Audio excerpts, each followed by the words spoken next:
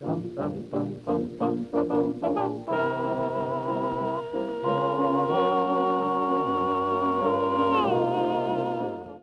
ng Marcelo. Slogan kasi nun ng diktadurya, sa ikuunlad ng bayan, disiplina ang kailangan. Nagbiro raw ang TV host na si Ariel Oreta. Sabi niya, sa ikuunlad ng bayan, bisikleta ang kailangan. Pinatulan siya ng militar. Kaya ang chismis ay pinagbisikleta raw siya ng paikot-ikot sa loob ng Fort Bonifacio. Pero itinanggi raw ito ni Oreta. Urban legend? Pero kung tutuusin, wala naman talagang masama sa sinabi niya. Kaya sa episode na ito ng Word of the Lord, sabay-sabay natin isigaw, sa ikaunlad ng bayan, bisikleta ang kailangan. Tol, labo mo, tol! Wheelchair yan dala mo eh. Ano kaya yan? Pero di ba, Jun?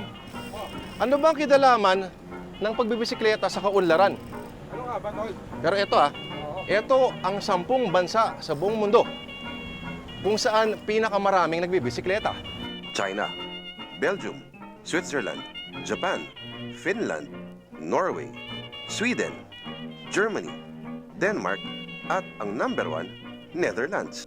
Mas marami pa rin bisikleta kaysa sa mga tao sa bansang ito. Wala ang Pilipinas, tol! Pero ang tanong ngayon, ano ang pagkakapare-pareho nitong 10 bansang to? Sila lang naman ang mga pinakamaunlad na mga ekonomiya. At hindi lang yon. Maliban sa China at Japan, sila rin ang mga pinakamaliligayang bansa sa planeta. Sweden, gumagawa ng Volvo. Germany, gawa ng BMW, Porsche, Audi, Volkswagen at marami pang iba.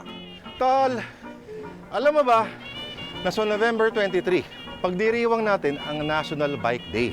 Alam mo, importante lang na gunitain natin ang isa sa mga pinakadakilang imbensyon ng sangkatauhan. Bago pa magkaroon ng automotive, may bike na, di ba? Tama ka dyan, tol. Bakit dakila? Dahil napakasimple, ngunit napakasophisticado.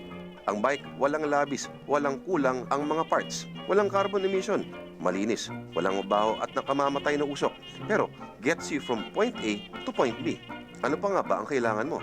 Gets mo? Pero di ba, ano yung sabi nila? Ang kotse, burns fuel, saves fat. Ang bisikleta, burns fat, saves fuel. Yari abs mo, tol.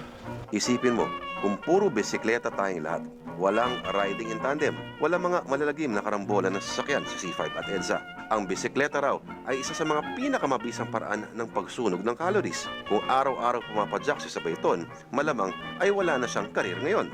Alam mo, tol, kasi minsan, ang buhay, parang pagbibisikleta lang yan. Dapat, para makuha may balanse mo, dapat tuloy-tuloy ka lang.